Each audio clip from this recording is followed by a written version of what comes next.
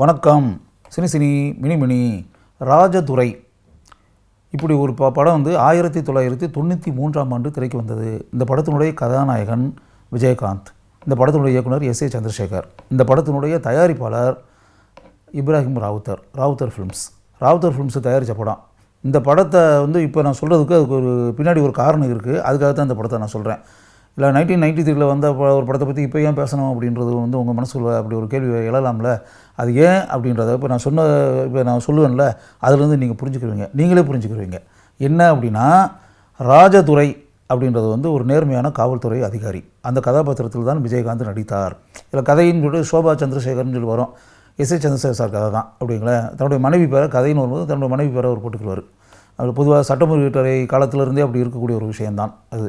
அதில் வந்து கதை சோபா சேகர் அப்படின்னு வரும். இதை வந்து அந்த கதைப்படி நேர்மையான காவல்துறை அதிகாரி ராஜதுரை, அதுதான் விஜயகாந்த் நடிச்சிருக்கக்கூடியது. அப்போ விஜயகாந்துக்கு அவருடைய மகன் அந்த கதாபாத்திரத்தினுடைய பேர் விஜய்.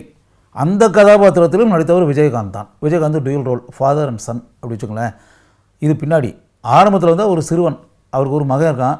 அந்த ஊரையே ஆட்டி படைச்சிக்கிட்டு இருக்கக்கூடிய ஒரு கிரிமினல், சட்டவிரோத செயல்களை செய்து மக்கள் விரோத செயல்களில் ஈடுபட்டு மக்களுக்கு தொல்லைகளை தந்து எப்படிப்பட்ட அயோக்கிய செயல்களையும் செய்வதற்கு சிறிதும் அஞ்சாத கதாபாத்திரம் மாயாண்டி அப்படின்ற கதாபாத்திரத்தில். அதில் ஆனந்தராஜன் நடிச்சிருந்தார். ஆனந்தராஜனுடைய அந்த அவருடைய சதி திட்டங்கள், சதி செயல்கள், கொடூரங்கள், கொடுமையான செயல்கள் இருக்குல்ல, இதை வந்து காவல்துறையை விரலை விட்டு ஆட்டின்னு இருக்குல்ல, அந்த அளவிற்கு கொடூரமான மனிதனாக அந்த மாயாண்டி கதாபாத்திரத்தில் வரக்கூடிய ஆனந்தராஜ் நடக்கிறார். அப்போ நேர்மையான காவல்துறை அதிகாரியாக வரக்கூடிய ராஜதுரை என்ன பண்ணுவார்? அப்படி என்ன வேடிக்கை பார்த்துக்கிட்டு இருப்பாரா? அவர் பந்தாடுவார்ல அந்த கதாபாத்திரத்தை, அந்த அளவுக்கு பந்தாடி எப்படிப்பட்ட தொல்லைகளை வந்து அவனுக்கு தரணுமோ அந்த கதாபாத்திரத்துக்கு அவ்வளவு தொல்லைகளையும் காவல்துறை அதிகாரியாக வரக்கூடிய விஜயகாந்த் செய்கிறார் ராஜதுரை.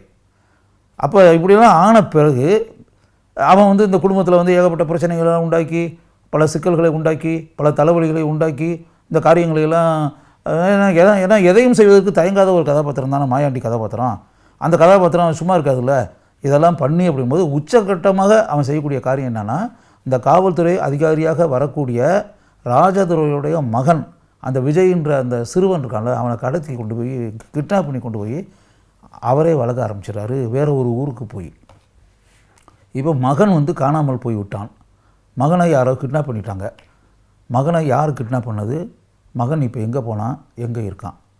ஜெயசுதா வந்து விஜயகாந்தனுடைய மனைவியாக நடிச்சிருக்காங்க. இப்போ அதற்கு பிறகு அந்த மகன் என்ன ஆனான் அப்படி, இந்த மகனை வந்து கடத்தி கொண்டு சென்ற ஆனந்தராஜ் அவர் வந்து தன்னுடைய மகனாகவே அந்த விஜய்ன்ற பேரை அருண்னு சொல்லி மாற்றி அவர் வளர்த்துக்கிட்டு இருக்காரு. இந்த பையனை வளர்த்துக்கிட்டு இருக்காரு. வளர்த்து அப்படி வருடங்கள் கடந்தோடி அப்படிங்கும்போது அந்த கதாபாத்திரத்தில் தான் விஜயகாந்த். அந்த விஜய் ஆரம்பத்தில் விஜய்னு வந்து சிறுவனோட பேர், அதுக்கு பிறகு வந்து பின்னாடி அருண்னு சொல்லி கதாபாத்திரத்தில் விஜயகாந்த் வந்து அதுக்கு வந்து சிவரஞ்சனி கதாநாயகியாக நடிச்சிருக்காங்க அப்படி வச்சுங்க.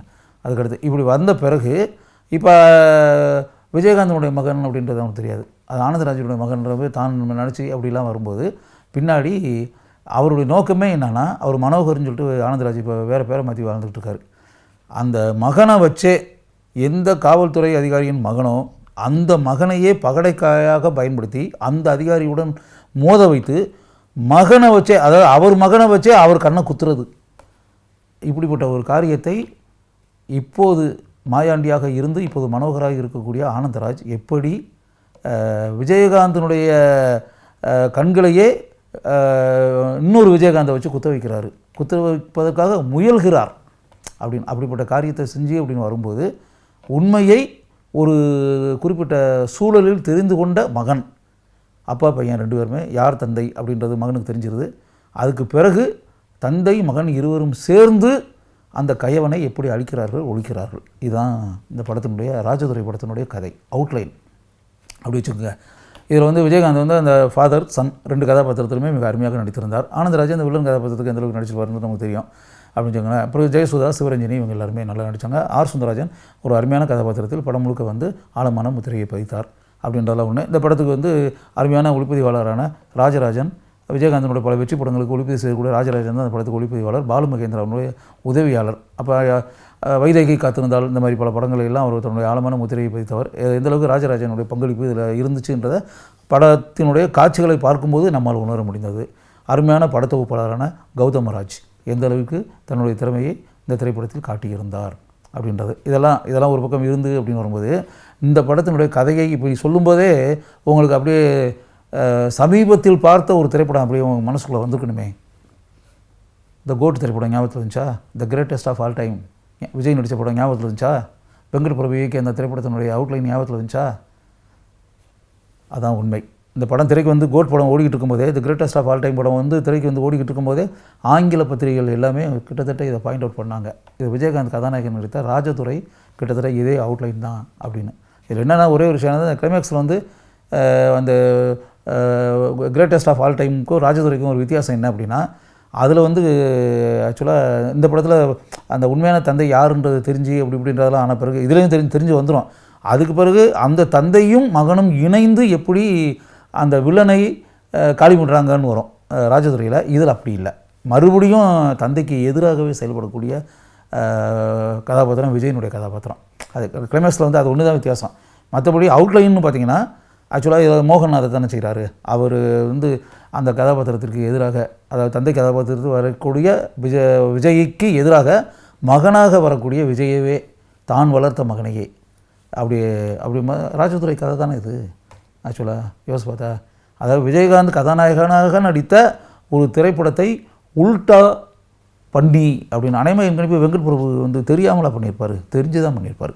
ஏன்னா 1993 அப்படின்னு வரும்போது அப்படியே கணக்கு போட்டு பார்த்துப்பாரு. 93 அங்கிட்ட ஒரு 7, இந்த பக்கம் ஒரு 24, 30 வருஷத்துக்கு மேலே ஆகிப்போச்சுல. அதனால் இந்த ஜெனரேஷன் அதை பார்த்துருக்க வாய்ப்பே இல்லை. உண்மை தானே? இன்றைக்கி இருக்கக்கூடிய தலைமுறை வந்து இப்போ இருக்க ப்ரெசன்ட் யங் ஜெனரேஷன் வந்து ராஜதுரை படத்தை பார்த்துருக்கிறதுக்கு வாய்ப்பு இல்லை ஆக்சுவலாக. அதுதான் உண்மை. அதனால் வந்து அவர் அந்த படத்தை பார்த்துருக்கிறதுக்கு வாய்ப்பு இல்லை.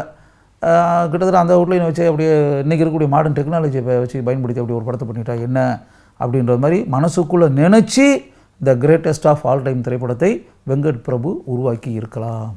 இருந்தால் கூட விஜய் கதாநாயகனாக தந்தை மகனாக நடித்து, தந்தை மகன் 2 மாறுபட்ட கதாபாத்திரங்களில் நடித்து ஆழமாக முத்திரை பதித்த கோட் என்ற the greatest of all time திரைப்படத்தினுடைய அதே கதையில் விஜயகாந்த் கதாநாயகனாக நடித்து இரட்டை வேடங்களில் நடித்து பட உலகில் ஆழமான முத்திரையை பதித்திருக்கிறார்.